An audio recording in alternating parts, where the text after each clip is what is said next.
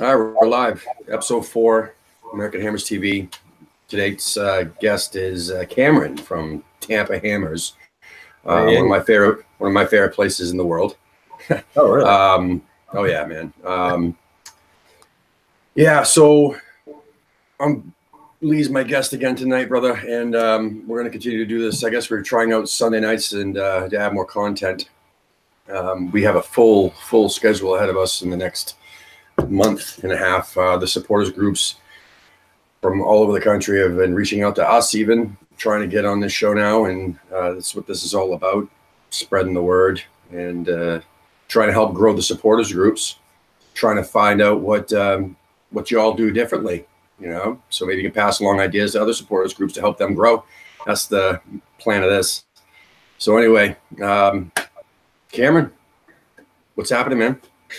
So, yeah, I saw your guys' calendar was getting full there. That's kind of cool. I think that's really great. Honestly, I think it's a great idea to get the supporters groups kind of talking on here. As you guys, everything's been going well down in Tampa. I mean, there's probably about 20 of us in the core group. And I'd say every time we do meet, there's probably about 10 or 12 of us. So I would say it's probably less people down here than there is in some of the other groups you've interviewed so far, I think. When and how did you start? So it's actually kind of interesting. There isn't any crazy story to it, really. I mean, so I was in college at UT, University of Tampa down here, and about my sophomore year, so 2015, I actually just went on the website and I started the group, and I thought, well, just see what happens. I thought it was going to be me for like 3-4 years just by myself. I was like, hey, that's okay. I'll be the one lone West Ham supporter in Tampa. That's fine. But about a couple months later, we had a guy named Mike join in. He's actually from London as well. Or no, not as well. I'm not from London, but he was from there. And from there, it just kind of curtailed. We had a couple of people join in. A couple of guys got married and moved over. So majority of our group are actually expats from London, except for myself and about one other in our core group. So it's kind of an interesting dynamic. So we kind of have everyone from over there who've been to plenty of games. We have a mixed group, young, middle-aged guys. I mean, no families per se, but everyone's married, and just kind of that's how that group kind of came together. But it was kind of interesting at first because when I was by myself, I was like, oh, man, I didn't know if anyone would join in Tampa. I didn't know who was around. I mean, you can find Chelsea and Liverpool fans everywhere in Tampa, but not West Ham. So it's a little harder, but it's okay. There's a guy on the message board. He's at Mother Brown. Calls himself the Tampa Hammer, if I remember correctly. Do you know if he's one of your guys? The Tampa Hammer. I think he calls himself something Tampa Hammer or something like that. I haven't looked at that message board in a long time, I have to say. It's been a while, but there's definitely a Tampa dude on there. So if you haven't been on there, it might be worth checking. Oh, really? Huh. I'll have to look at that. I'm pretty sure he's an expat, so that's why I was wondering. Oh, really? Yeah. So you guys have how many did you say? So like in our group page, we have about like 30-ish people, but I would say we have about 20. And then on average, we meet about 10 or 12 when we meet. So we don't meet for every game because, to be honest, the way Tampa's set up, so many people live outside the city. So really when we meet, it takes like 30 minutes for everyone just to come in. You know what I mean? So same with us. Same with us. Yep. Same with you. Yeah. That's why we never go to Boston. It's just too hard to get in and out. Yeah, and I imagine that's a pain in the butt as well. Yeah, and honestly, where we're at, it's actually kind of a fun place because it's an outside bar for the most part. There's an inside too, but the funny thing is that it's a Man U bar and an Arsenal bar. So we have 3 big groups that kind of come together, and it's kind of a cool little banter, Nothing crazy, but it's kind of fun actually having the groups there, I think, personally, than having it all to ourselves. I hear that more often than not. Yeah, I do too. Yeah, that seems to be a thing, yeah. Well, I don't think there are that many. I mean, I don't know what it's like in Tampa. I mean, even in Boston, where there are, I think, a fair number of soccer fans, there aren't that many pubs that show the games live because, you got to be open at 10 o'clock in the morning on a Saturday or a Sunday, and a lot of places just don't want to do that. So, another reason, I don't know that there's any place in or around where we live that shows the games live. So you got to take what you can get. So, yeah, I know here – my friends of mine who support other clubs will say like, oh, the Liverpool / Man U / Arsenal bar. I think that happens a lot. Yeah. And you're right about that, especially in Tampa. The couple of places that there are have already kind of gotten taken up. So like Liverpool and Tampa, I would say is probably the biggest by far. I mean, they have 3 bars that they can fill out with fans. And Tottenham has their own spot in Ebor. I know they can get about 80 usually. So we haven't ventured into that. We've talked about doing like an away game with them because I really want to do that if we could. But the thing is like I told our guys in our group, I was like, if we do that, there's got to be at least 20 of us showing up. We ain't showing up there with 5 people surrounded by a bunch of Spurs. Well, I don't know, man. 80 hipsters against 20 hammers. I don't know. You'll be fine. You'll be fine. Yeah. You know they're all tough anyway. You know they don't want to mess up their hair, man. Yeah. Well, wait a minute now. Let's not get into hair. Hair's sorry. Kind of sacred to me, so. Yeah, I'm a big fan of the flow there. I like it. I play hockey a lot, so I used to have the hockey flow, but it's gone now. So. I'm thinking about getting the front cut off and going for the true mullet, but I haven't quite gotten that past the wife yet. But so Tampa has a long tradition, actually, soccer tradition, going back to the Rowdies back in the 70s. Yeah. But you guys don't have MLS anymore, do you? I'm sorry, I don't follow MLS all that close. No, it's okay. That's actually how I started getting into soccer, football, whatever you want to call it. That's where it kind of started, actually, with the Rowdies. And to be honest, they're really, really pushing to get an MLS spot, but I don't think they're going to get one. There's about, 2 or 3 left, I think, and Miami's already getting one. They should, though, to be honest. Their stadium, it's like a makeshift baseball stadium that they turned into a soccer pitch. But it's really nice because the fan groups are really intense, and they sell out pretty much most of their games. So it sucks that they might not get an MLS spot. But they're USL. Are they USL? Yeah. Yeah, yeah. I mean that the Rowdies franchise in the 70s was huge. If you ever watched, and I know we'll get to West Ham in a minute, but if you ever watch the documentary about the New York Cosmos called Once in a Lifetime, wasn't that a rivalry? Wasn't it a big rivalry or something? It was a huge rivalry. There was a documentary Once in a Lifetime about the Cosmos. Really good movie, actually. Really good movie. There's a lot of Rowdy stuff in there. You know, Rodney Marsh played for the Rowdies. He was a big English star. He came over and played for the Rowdies. And there's a great clip with him and Pele that you watch the movie. Really? It's funny. Yeah. It's I definitely will. And also Joe Cole was on the Rowdies. He just retired. That's right. That's right. There's your West Ham connection right there. Yeah. I thought Allardyce played for the Rowdies back in the 70s, didn't he? For like a half a season? Who did? Allardyce. Oh, that's possible. Yeah. I think he did. I think you're right. That's interesting. Yeah, they actually had contacted us about going to one of their last games because they thought he was going to retire. So they were going to allocate seats for our supporters group, just to kind of bring something for him. Thing is, though, the guy kind of messed up, and he said that he's like, we don't think he's actually going to retire. So we didn't end up doing it. And then come a week later, he ends up retiring. So it's like, all right, well, that would have been kind of fun. But, hey, So how did you get hooked up with Nicky Hawkins, man? From West Ham TV? Yeah, West Ham Fan TV. So that was actually kind of random. Actually, they contacted someone in our group, Joe. He recently moved over from London as well. He got married and moved over. They had told us that they were coming to Orlando, and I said, "Well, if you guys want to come watch the Leicester match with us, you're more than welcome." And the funny thing is that day it was our 3-year anniversary since we started. So really, it was kind of like a perfect day. It was awesome having him down. It was him, his brother Gary, who he's on the show pretty much all the time, and then their dad. Their dad was actually with them. Oh, no way!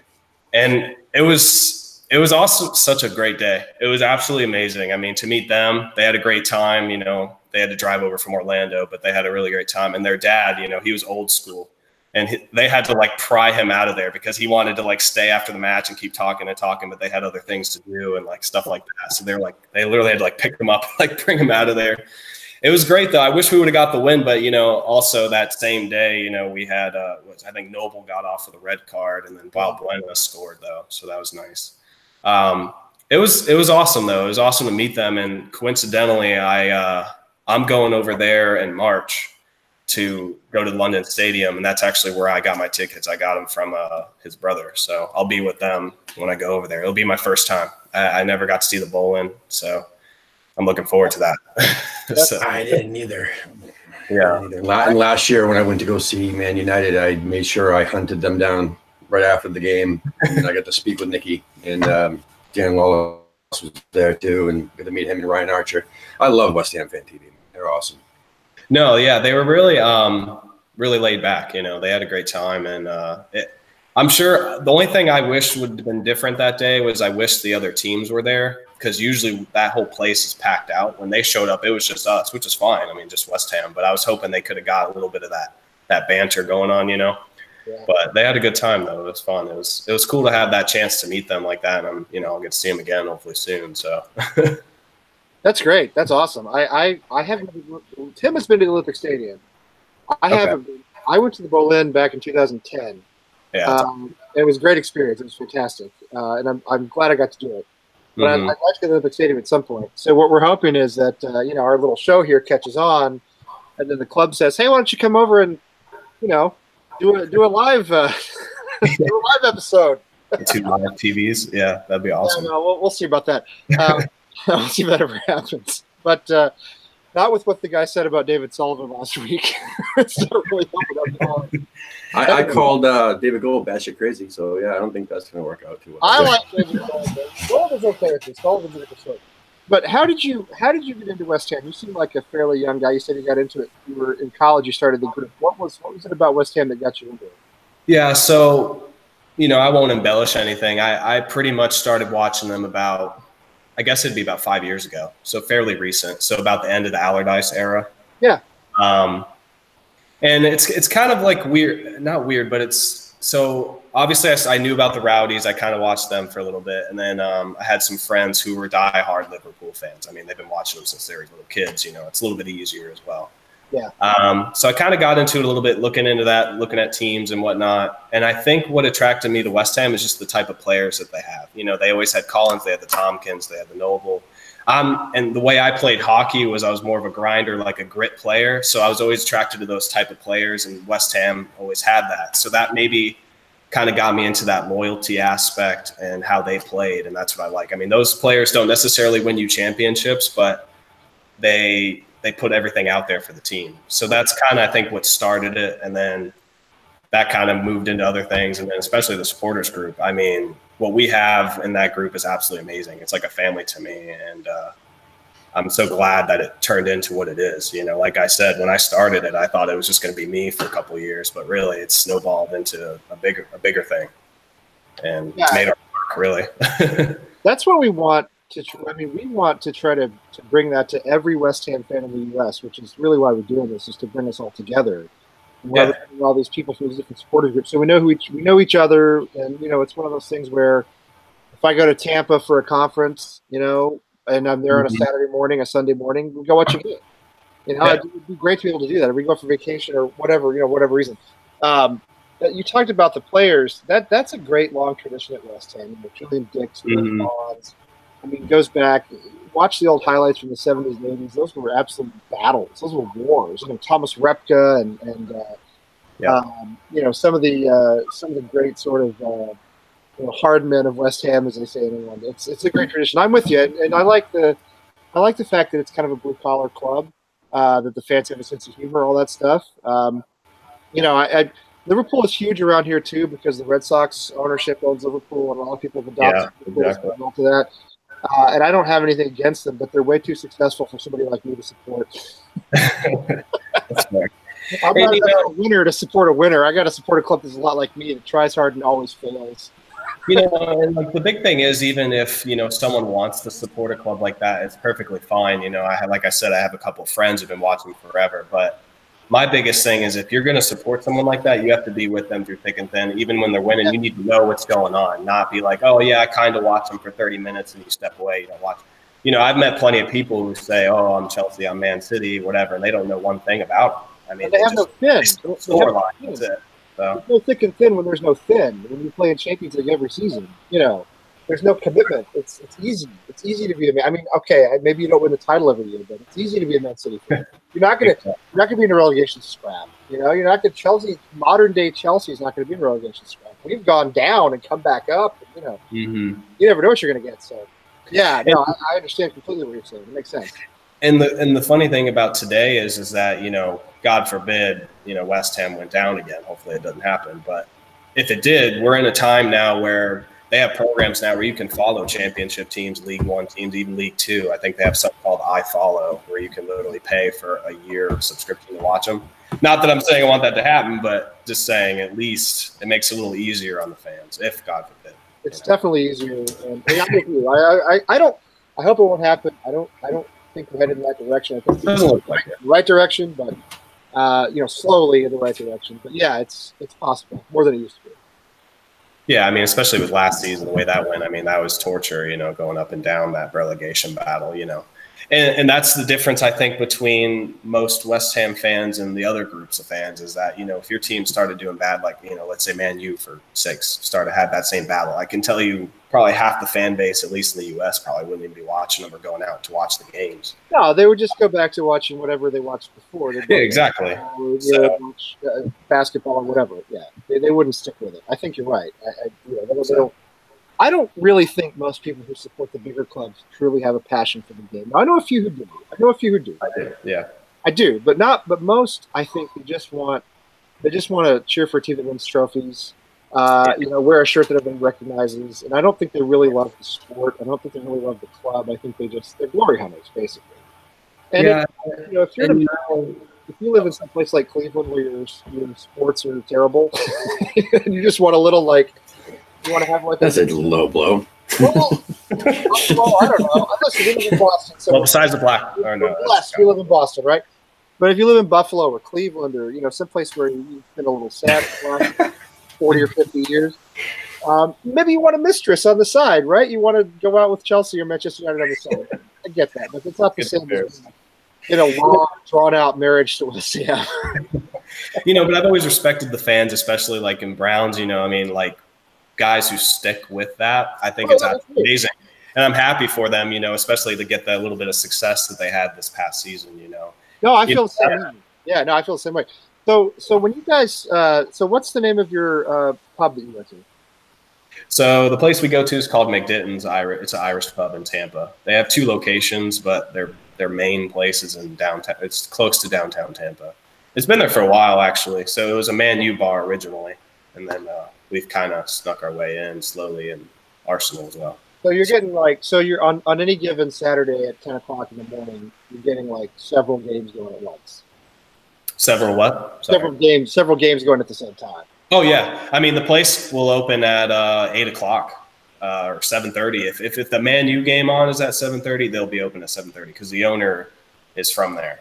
So, oh, I see. Will they open for you? Will they open for you at 7:30? They will do that. They won't do that for us. I can tell you that right now. Okay. But maybe. I've never tried, but I don't think they would, just because we can't pull out 40, 50 people. So, yeah, that's understandable. They want business. So do you guys? So if we're playing, let's say we're playing Fulham and Man U's playing Chelsea and Liverpool, are you guys in around separate TVs in different parts of the bar, or how does it work? I mean, yeah, so it's actually it's kind of a cool setup. So they have a big inside and they have the outside, but most people are on the outside for the games. And yeah, the TVs are pretty much in close proximity. So let's see, when we watched Crystal Palace, the Liverpool game was on right there and they were right next to us. And you know what I mean? So we kind of have that interplay too. And we've had a couple of games where we had other fans there, for the Chelsea match and whatnot. So yeah, it's kind of cool. You really get to see everyone. You get to talk with everyone. There's really no aggressive people that I've seen so far at this bar, really get into it, wanting to cause a fight or anything like that. But, there isn't any Spurs supporters coming there. So I don't know if that would change or anything, but we haven't had any issues. But people like to rag on us, when we walk in. So it is what it is. Well, that's part of the deal, I think, with West Ham is, people wonder why we do what we do. But sometimes I wonder too. But Tampa seems like a pretty chill city for the most part. I haven't really been to Tampa. I've been to other parts of Florida. But Tampa does not seem like a place where there'd be a lot of aggression in general. It's sunny and warm all the time. You have nothing to be angry about, unlike us. Yeah, it's a booming city, but a lot of the guys, like I said, a lot of the expats that come over, they said, we don't see a lot of intense fans when you go to hockey games or whatever, like they would expect. And I said, to be honest with you, the South is kind of a bad representation of intense U.S. sports. I mean, my dad, he's from Boston, Worcester. I've been to Fenway games. I've been to Bruins games. And it's a totally different atmosphere. I said, if you go to Philadelphia, if you go to Boston, you go to New York, you're going to get a totally different experience. I said, if you're coming to Tampa, you're not going to get what you think. I mean, you have some good sports, but it's not. Maybe the Bucks games, exception for the Bucks games, are actually. Well, like college football in the South is really the biggest sport, I think. That is true. Yeah. But that's more of just an outdoor party, which is fine. Watching Western Outdoors sounds awesome. I can't imagine ever being able to do that anywhere, especially most of the season being in the winter. So, yeah, it sounds incredible, and I'm super jealous. And now I want to go to Tampa and just hang out. Yeah, no. Well, see, the big place has a big happy hour crowd the night before, so it's a massive place. They have the inside and the outside. So usually there'll be people there who are just like, yeah, I was just at happy hour last night. Then they wake up at 8, 9 a.m. just for the game next, get their beer and everything like that. It's actually a really nice place. It is. I never thought about it that way. It is kind of true that we get to watch it outside. Unfortunately, you guys don't get to up there, but I hear you. I mean, we could. We could in the snow. Yeah. Yeah. It'd just be cold. Yeah. No, but the funny thing is that with all the groups there, I think just 2 weeks ago, or no, not 2 weeks ago, when we versed Chelsea, Bournemouth, there was a Chelsea match coming on at 12. They had a big meeting. They had about 70 people show up to the bar. And the funny thing is we stayed after just to have some beers after that horrific Bournemouth game where we lost 2-0. And there was a circle of us hoarding a table, and then they're all watching their TV right in front of us. So we had 80 Chelsea fans all around us while we're just having our beers. We're we're not moving. We're good. We're all right. A couple of them had Dunkin' Donuts coffee, and I'm like, this is a bar. It was weird. So that's what you get from other groups in Tampa. It's a little bit lax down here. So yeah, I can see that. I can understand that. Let's go over some news topics real quick. There's 3 things that are on my mind that I want to get your opinion on, Cameron, and Lee, obviously. But Andy Carroll, apparently they're not going to renew his contract, but there's talk that they're going to pay by play. Is that what they call it? Yeah. Did you see this, Lee? Yeah, basically pay him for when he plays. To be honest, I don't know how that works. He would never do that. No, I don't. He should just come to MLS and get it over with, and just. I think he would be awesome there. Yeah. I think he'd be really good over here, actually. I mean, yeah, because he's lost a step. Obviously, lost a step in the Premier League. He's a little slow. Yeah. He's been injured too many times. He should come here and he should go someplace I don't know. It doesn't really matter where he goes. Come to New England, that'd be great. I'd cheer him on in New England. I'd actually go to. I'd actually go to those games. I'd actually go to a Revs game. That'd be something I haven't done in years. But he should come over here and just be done with it and make his money. And because I just don't see him coming back into form. And I can't imagine that if he's going to be with us next season, I'm not really sure why. It would happen. I don't know. What do you think, Cameron? No, I agree with you 100% that. Something from the Carroll magic is gone, and I used to get excited when he would go on or even start once in a while, just because it's something different, and he had that aerial attack. But yeah, like you guys have said, something's changed a little bit, and I think you're right completely. I don't think we should keep him either. I could see him maybe being on a championship team in England if he wanted to stay over there. I mean, someone would probably pay that just to help him out. They like to take some older players. Oh, but just like James Collins has done. I think he's in Ipswich now. Yeah, absolutely. Yeah. I think he can do that. Looking to somebody looking either to avoid relegation from the championship or maybe get promoted to the Premier League. I could see it more along the lines of one of those bottom clubs that struggles that brings him in and says, hey, this guy can bag maybe anything goals for us at the championship level. I don't think he even tries for us. I think I agree. He loafs. He doesn't even go into the box for headers anymore. I mean, that's how he scores. He doesn't even try. And I don't see any point in having him around. And I'm not an expert on these contracts or how this pay to play works, but I can't see somebody with his pedigree and his ego going for that. Yeah, I don't see any Premier League team in the right mind going for that. I don't know. I see, like you said, MLS or maybe a championship side, like Cameron said. Cardiff City, maybe. Or Fulham. Or Fulham after they go down. Yeah. Well, I don't know. I think looks that way. I'm not trying to jinx this for Saturday. I'm just saying that they don't look too good. Yeah. One of the other things they're talking about is Antonio Valencia to replace Zabaleta at the end of the season. Is there any truth to that, you think? I mean, that sounds kind of Crazy. I We're do talking not about now. know about that. It's the first time I'm hearing that. Really? It's been Yeah. I've been I all over your favorite British media. I know. The British media who just say whatever they want, whenever they want, with That's no true. consequences whatsoever. Multiple outlets mentioned this, and I don't think any of them are like a BBC Sport or anything or a Sky Sports. I think it was all like Evening Standard and the Newham Recorder, or right. 90 minutes, like that. But 90 minutes will print out absolutely anything. That is true. For me, I guess it would depend on, I guess, the quality. I mean, I think he could bring a little bit more than Zabaleta, but they're about similar in age. I think he's only, a year younger than Zabaleta. Yeah. So I guess if he stays fit, maybe, but I guess it would depend on the wages. If he's going to be way too expensive, I don't know if it would be worth it. Well, the difference is that Valencia is a guy that can go up or down the wing. That is true. I mean, yeah, compared to Zabaleta, he can actually play up, left wing, all the way back to or right back or right wing or whatever. I mean, he can play on the wing all the way. Like what they've had Antonio try to do. Yeah. Not successful. Yeah. He's not a right back. He's great on the wing. As an attacking player, I actually think he's really good for us, but he's not a right back. He never has been. Yeah, you know what? MC, you're right. I'm seeing this now in the Sun. The Sun. Take it for what yeah. Not much. But yeah, this is if Zabaleta decides this will be his last season. I would love to see Zabaleta come back for one more season. I think he's a solid. I agree with you. Professional. I agree. But at Valencia, to me, it's like a 1-for-1 swap, right? It's the same idea. So I guess that'd be fine. I'm not against it.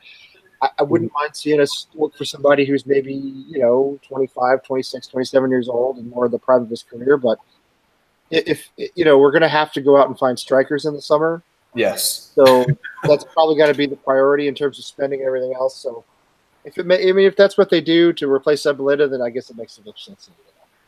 Yeah, that's true. Yeah, and again, Zabaleta is another player like I was talking about earlier, just a guy who puts it all out there. You know what I mean? So if he stayed another season, that'd be nice just to have him. But we don't have a backup option once he gets burnt out or he gets injured or something like that. So it would be something to consider. And I'm sure Valencia has a little bit more quality still left in him. So on top, playing for Man U. Yeah, I agree with you. I think he does. And again, I'm with you. I'd like to see us make a little bit of that position a little bit more of a priority to find somebody more long term. But one thing I want to say that I just remembered is I'd like to acknowledge on here that we're still in the FA Cup. Our ladies beat Huddersfield. Oh yeah. 8-1. Listen, I'm a big fan of women's soccer. I really am. I'm serious about that. I used to actually write about the Boston Breakers for Bleacher Report many years ago. And I like women's soccer a lot. I have 3 nieces who play, who want to play when they get to college, and they actually have a friend who plays in the women's league, whatever it's called now. I can't remember, the U.S. Women's League. So yeah. Anyway, our ladies won 8-1. So I say congratulations to them, and we should all go on social media and like them and give them whatever respect we can give them from 1,500 miles away, 2,000 miles away. Anyway, that's amazing. Plus, you have the World Cup coming up too. So which is always a great event, and it's the soccer event that captivates Americans more than anything else because we're actually good at it. Yeah, when we play. We actually follow the Women Hammers on our social media, and everything that's been popping up over the last 3 months or so, just giant signings from overseas or smashing opponents, whether it be the league or the cup. They've been actually pretty impressive. Well, I think they basically bought their way into the top division, but I don't care about that. That's fine. Get in wherever you can get in. Exactly. Another investor. Listen, they're investing in the club, and why not? Because these aren't multi-million-pound signings, obviously. Sure. They're getting fans out to the games. It's great for girls who play soccer. It's great to bring women and girls into the West Ham family. They're going to buy shirts.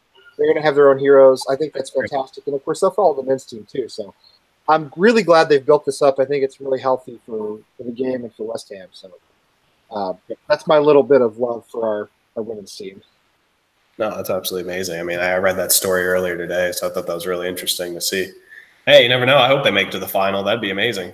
Put that up on the front page. Yeah, that'd be awesome. That totally counts as a trophy as far as I'm concerned. Yeah, exactly. It hasn't been a trophy since 1980, so A long time. Yeah. Before, I mean, I was alive in 1980, but not very aware. So. Well, I wasn't alive, but this kid actually was from the 80s. One of our members passed it down to me. There's like 87 kit, the Avco kits. That is brilliant. I love that. So I'm taking care of it as much as possible. Some of the letters are falling off on the sides, but hey, it still works. Oh, that's fantastic. That's awesome. Especially, we love seeing the old kits on here.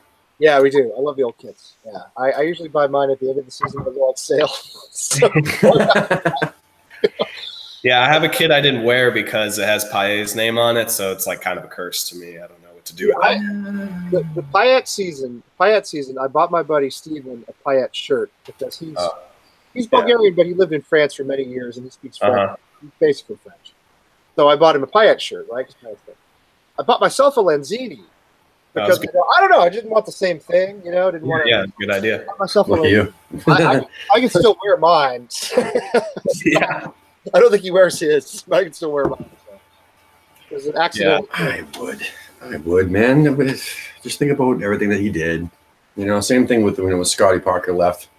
Yep. Same thing when Defoe, Rio Coker. I mean, to think about what they did for the club. And just remember that. I agree with you. Don't give a shit. I mean, I know it was kind of a tough way to go out, but I remember the good things, man. That was amazing. But I mean. Yeah, he was amazing. We wouldn't have done it without him, No, you're right. Amazing season, that memorable season that year. Absolutely magic what he did. It's like the old song "Don't Look Back in Anger." That's kind of all you can do. Yeah. I was heartbroken when Scotty Parker left, and I knew he would, but I loved him. I really loved Scotty Parker. He was probably my first Paolo Di Canio was really kind of the guy who got me started watching West Ham. Back in the late '90s, but before I really became a supporter of that. But Scott Parker was kind of my first, West Ham sort of true love story. And I knew he was going to leave eventually. I hated that he went to Tottenham, but it hurt when he left because that guy for me he was a real, So I look back on him. A lot of people hate the fact that he went to Tottenham. They're mad at him. They've shunned him the way they give him the Paul Ince treatment or the Jermaine Defoe treatment. I don't think of him that way at all. I think he was a great player for us. I still think he's fantastic. I still love him.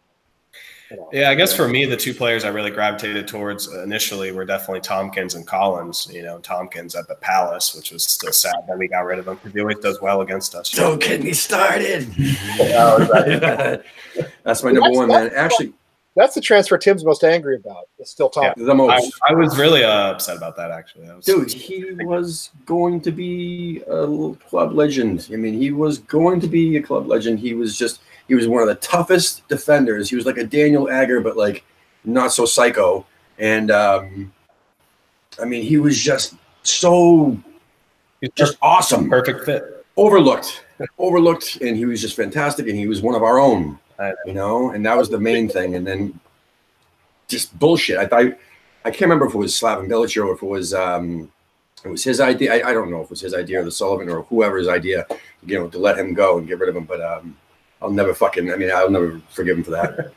Never. As a matter of fact, brought a bad memory. In the next few days, my James Tompkins bobblehead will be coming in, and I'm going to put it right over here somewhere. Wow, that's awesome. That has our little And not to bring up the talk about Rice, but part of me is almost afraid for him because he's getting so big now. I'm getting scared.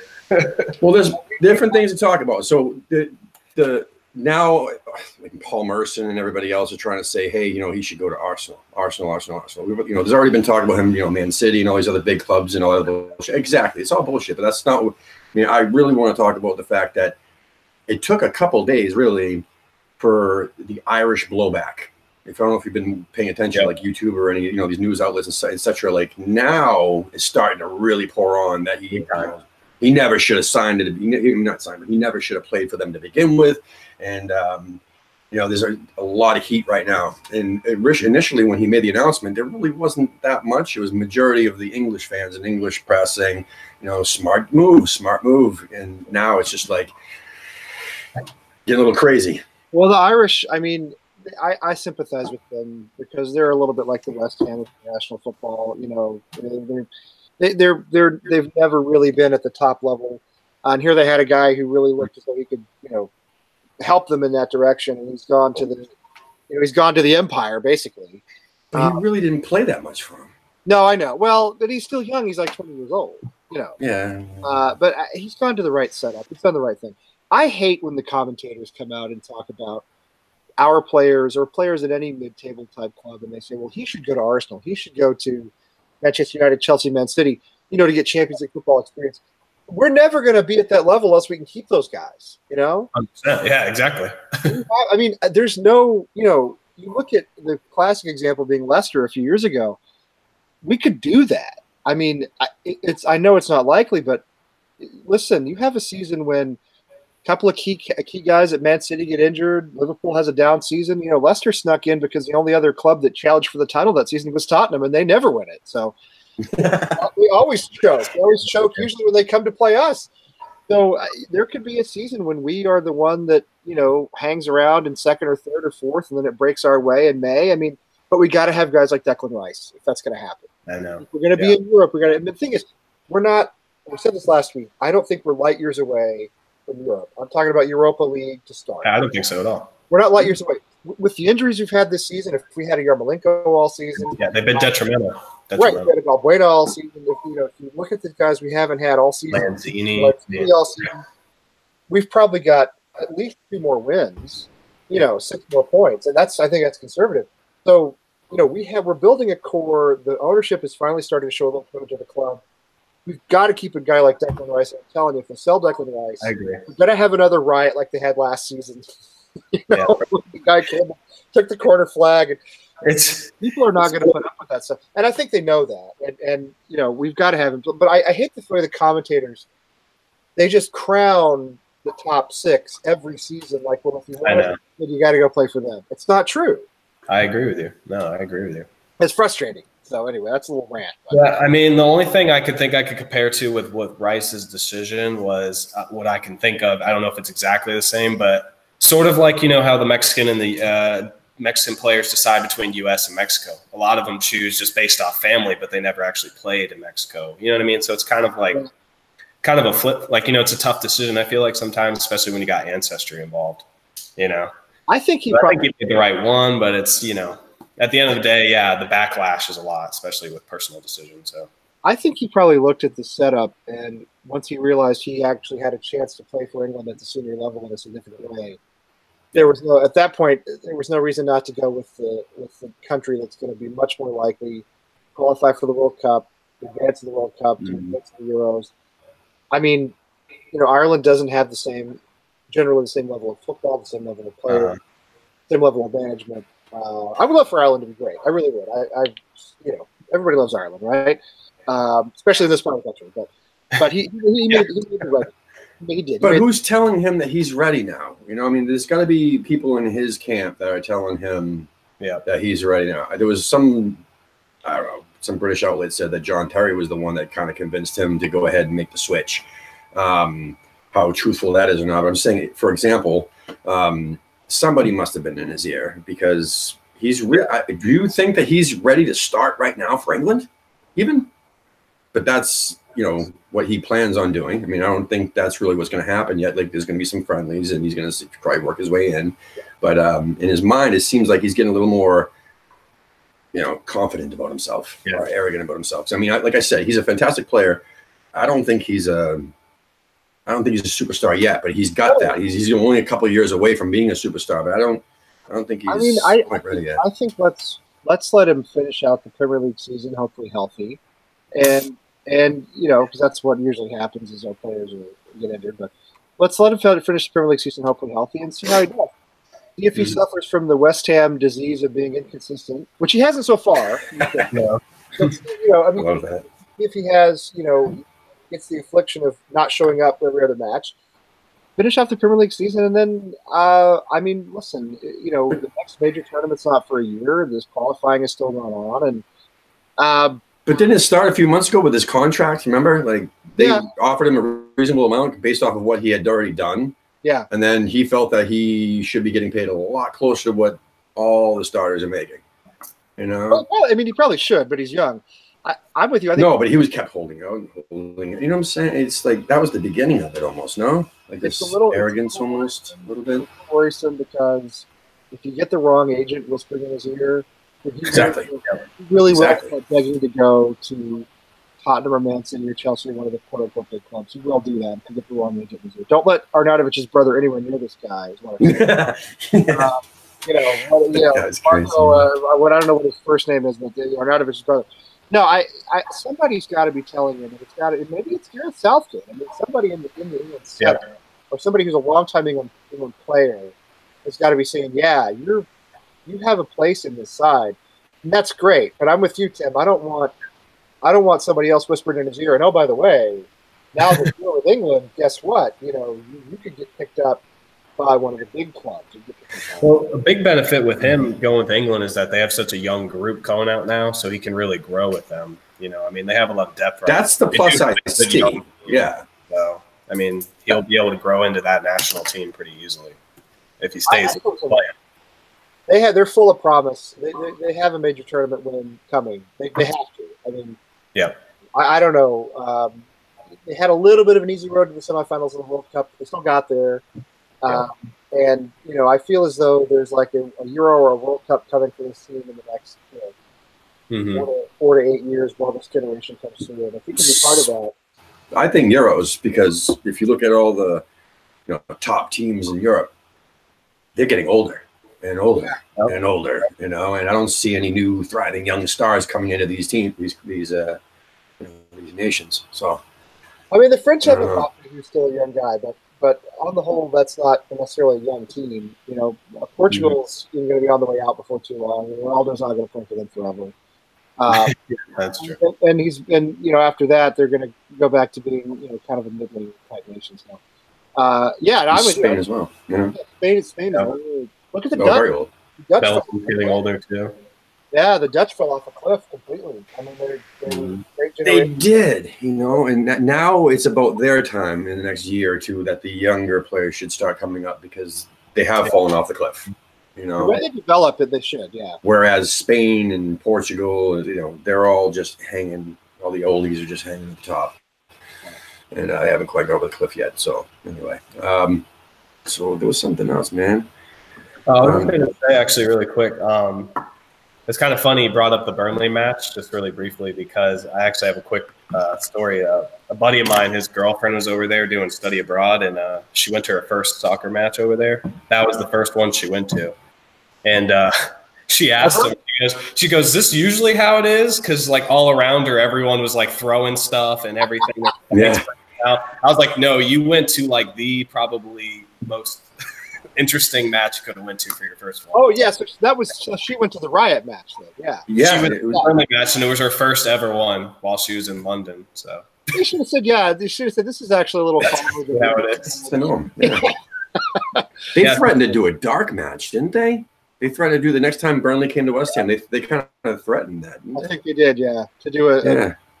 But I can't think of a sweeter match after that when we battered Southampton 3-0, though, with Arnautovic scoring twice. That was on my birthday. So when that match happened after that whole Burnley thing, it was a great moment. We were watching that game actually at the bar, too. A couple of us met up for that. That was so awesome. It was a great relief, too. Yeah, definitely. Well, one of the things I like about being a West Ham fan is that a 3-0 win against Southampton can be so awesome. Whereas to support a bigger club, a more successful club, it's just expected. True. Every time we win, it's a big deal, and it feels great. Right. Whereas the guys I know who support Liverpool, they're like, oh, okay, well, we have Palace this weekend. We should like the two guys in my office who support Liverpool, when they drew with us, they were crushed. Yeah. Because they're coming over like, your team has hurt our title hopes. And I was like, what can I tell you? That's kind of what we do. Show up. Yeah. Actually, when we show up, is we hurt title hopes, but then we go out and we lose to born. We actually have a comment on our live chat. Oh, for the YouTube channel, saying that Gabe says, I think Rice will stay for at least 1 or 2 more seasons. I feel like he's loving playing under Pellegrini. You guys feel the same? I do. I think Pellegrini is a huge factor. I think he's a professional manager. He's the best manager we've had in the time I've been following West Ham. But at 92 years old, do you think he'll be around next season or the next 2 seasons, or do you think he'll pass away before then? What is he, 67? I mean, will he be around next 2 seasons?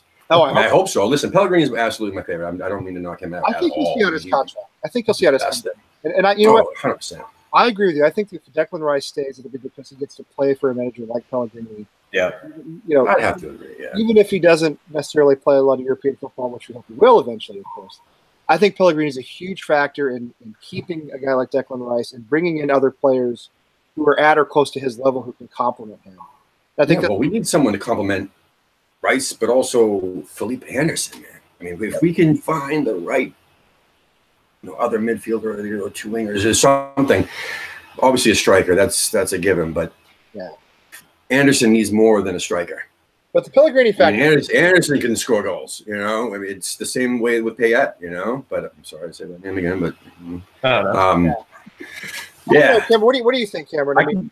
I could see him being at least around for 2 more years, and I also think, especially with the setup he has right now, he's getting a lot of mentorship, especially from the guys like Noble and other stand players that have been around for a little bit. You know what I mean? So I think he's kind of wants to stay put with Pellegrini. I hope he stays longer for that, especially if he keeps playing the way he does. But I could see at least 2 years, and hopefully he has the right agent. That's like, West Ham's the way to go. Just stay here.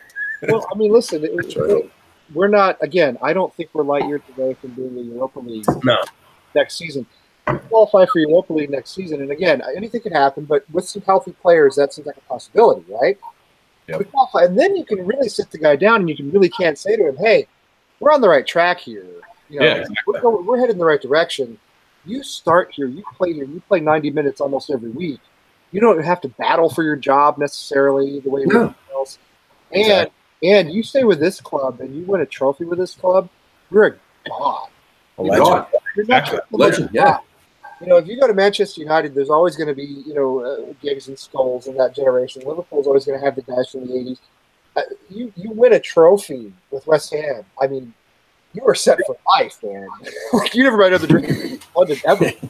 Yeah, and I think that's attractive to players too, especially if your team's in good form and they're doing well and you have the fans on your side. And if you, like you said, if you prop something like that and you're on that way, I mean, players want to be remembered. They don't want to be another like, oh yeah, they were good. They'll be like, oh, he was like the Mark Noble West Ham, like Mr. West Ham. Like, you know what I mean? Like Mark Noble, regardless where his career ends up, he's almost done.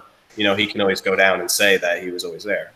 Yeah, I'm sure. I would much rather that than be on 7 different, title-winning teams where I was just a little piece. I'd rather be, remembered for taking a lesser team up. Like Alan Shearer at Newcastle. Like Matt Letizia at Southampton 50 years ago. I mean, the guy who's forever associated with that club and with all the success you had more success than anyone else had. And, West Ham have gotten so much better about reaching out to former players. They treated Bobby Moore like garbage. They really did. And read a lot into that. a lot of their, you can read about this, and it's shameful. Then they sell this merchandise with his name on it. Yeah. But they didn't really embrace former players. But now you see him bringing Jack Nelson back into the fold. You see him bringing Carlton Cole back in. Jack's actually in the academy system. I'm not sure what Carlton Cole does. He's like an ambassador. He goes to the games. He goes to the women's games. He's an ambassador. Yeah. Him and Marlon Harewood, too. Right. They're coming back around, and the club is saying, hey, be part of this for life. Tony Cotty shows people around the stadium tour when he does tours, Yeah. You show up for a tour, and Tony Cotty's there to show you around, and there's a guy who played like 30 years ago.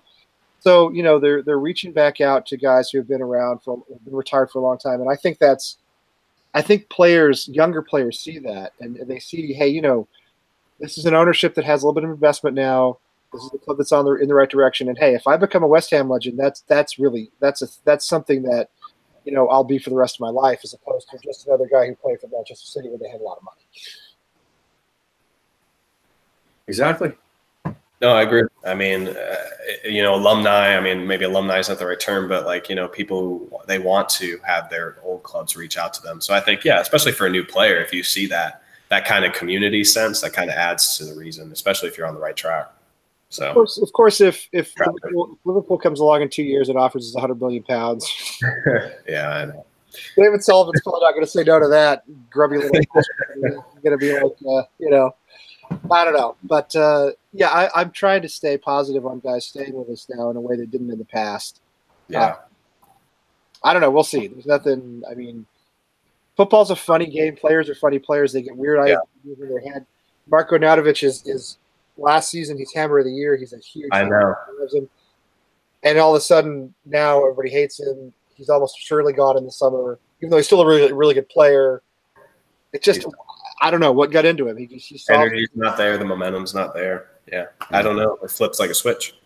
Flips like a switch, and we need him. The thing is, we need him. He's still our striker. He's still going to score more goals for us than anybody else. We didn't replace him in January. We couldn't get Maxi.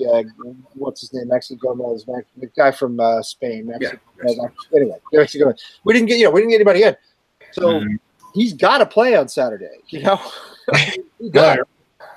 I just don't think there's any other choice. I mean, Chicharito again. Getting rid of he's a poacher. Yeah, he's a poacher. We don't. That's not really how we're set up.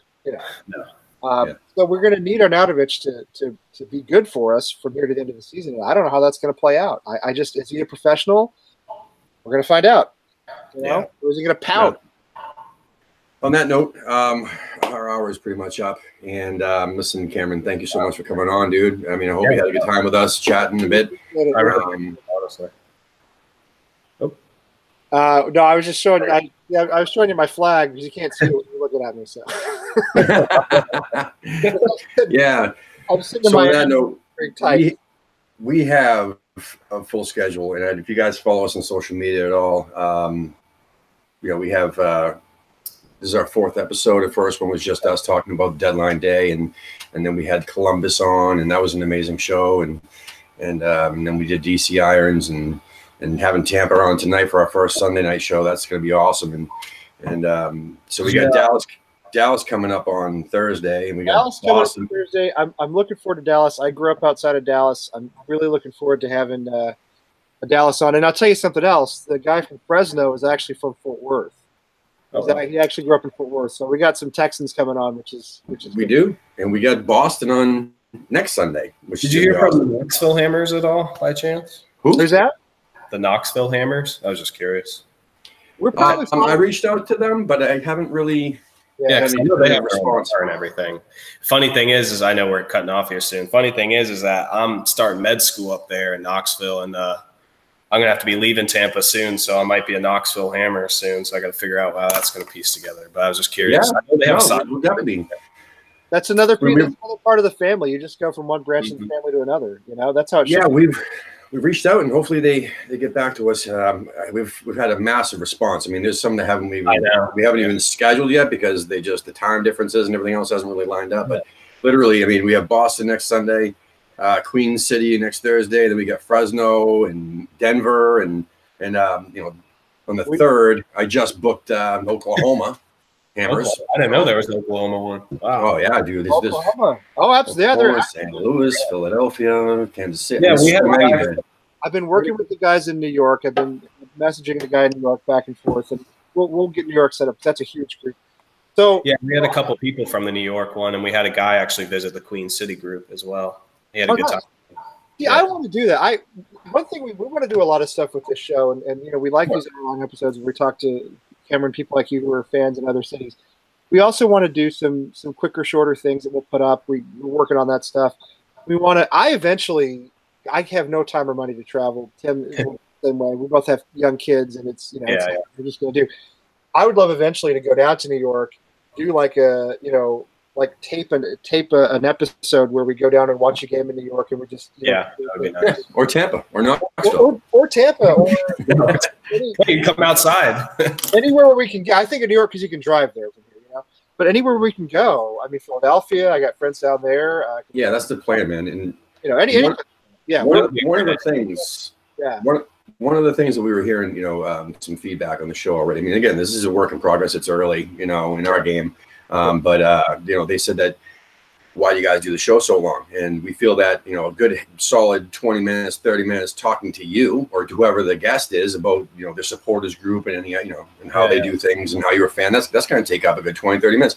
And then we want to get your opinion on news items. And that takes another 20, 30 minutes. So that's our format for this particular type of show, the supporters group show. But then we're going to do other things, like Lee said, some, short things, some by Lee's self and some by myself, etc. But anyway, Dude, man, it's been awesome. It's been real, and I'm so glad you were able to do this on short notice. Thank you. No, thank you so much. Awesome. Two quick plugs, very quick plugs before we go. Sure. We got a guy in Las Vegas who's going to be helping us out with some graphics and stuff. I just want to say we appreciate that. That's a huge help. He'll come on the show at some point too, but right now he's going to be sprucing up our look a little bit because we're pretty. Awesome. We don't really know what we're doing. The other thing is Twitter, which I've always hated Twitter, but it's a necessary evil. So if you go, anybody who's watching and doesn't know this already, go to American Hammer 3 because American Hammers TV is too long for a Twitter handle, and it cut me off. American Hammer 3, I don't know the 3 if there was any significance. We've won the FA Cup 3 times. Think of it that way. Hey, there you go. Go to American Hammer 3 on Twitter and follow us. That's where we're going to be doing most of our communication because people seem to like Twitter. So we'll be on there. And, Cameron. So Lee handles most of the Instagram, just so people know, so people are aware. Lee handles most of the Instagram, Twitter. I handle the Instagram for the most part. So some people don't use Twitter, they use Instagram and vice versa, etc. And Facebook is kind of like a dinosaur that we're still trying to hang on to. But and there's a lot of groups that are only on Facebook too. So it's we are. We're trying. I mean, there's an American Hammers TV page on Facebook you can go to as well. We're not huge fans of Facebook, but we will maintain it and keep it up. Please like and subscribe to our channel. Please like our videos. The more likes and subscribers we get, the more content we'll put up there, and the better we'll get the more we do it. So, Cameron again. We've put out a little bit of Tim. We put out some links to some merchandise that we're looking at selling. I saw that. That is so that we can do stuff for the show, right? I mean, so we can get better equipment and etc. Right. This is not something we've ever. We don't really care about making money with this. The only thing I've ever wanted out of this is for West Ham to invite us over for a game. That's really but if I'm sitting here on an old Mac laptop that's not even mine in my attic, and we would love to have a little better equipment, so better video, better audio, stuff like that. So we're going to invest if we can. But even if we can't, it's a lot of fun. And Cameron, you were awesome, and we really appreciate this. Hey, no, thank you, dude. Thank you so much, brother. Keep up the work. All right, West Ham till I die. On your irons.